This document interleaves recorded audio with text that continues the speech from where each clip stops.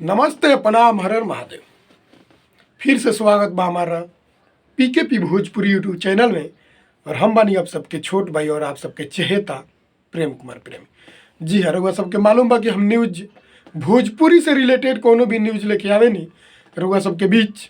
और रउआ सब देखे नहीं, ढेर सारा शेयर करने और ढेर सारा प्यार आशीर्वाद देने। हम कहे नहीं कि 5 गो लोग देखे लेकिन कंटिन्यू देखे, यानी 5 गो ही पूरा बढ़िया से देखे लेकिन 5 लोग देखे। व्यू के कोनो काउंटिंग ना होला हमारा पास, और ना व्यू बढ़ावे नहीं, ना कोई के पास ये वीडियो शेयर करे नहीं। रउआ सबके बता दी कि खेसारी लाल यादव के गाना, आज खेसारी लाल यादव जी के ही ऊपर बात करे वाला है।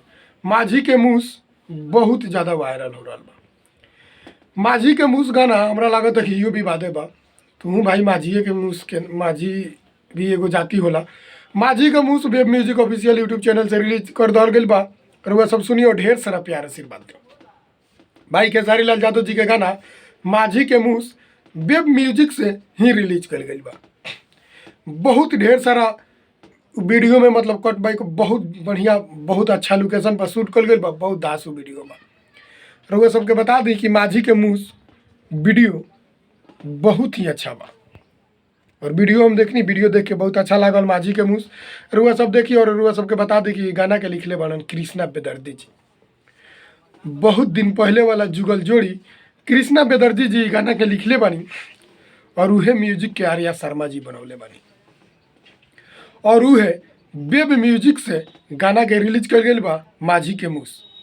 माझी के मूस गाना बहुत ही ज़्यादा वायरल हो रहा बा। तो सब गाना के सुनी और ढेर सारा प्यार से वीडियो के देखी। माझी के मूस वीडियो के देखी और ढेर सारा शेयर करें ताकि जे भी भाई नहीं के देख ले वो देखो।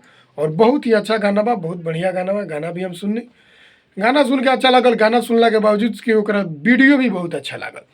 खेसारी लाल यादव जी के माझी के मूस और ढेर सारा प्यार आशीर्वाद के रउआ सबके जरूरत बा।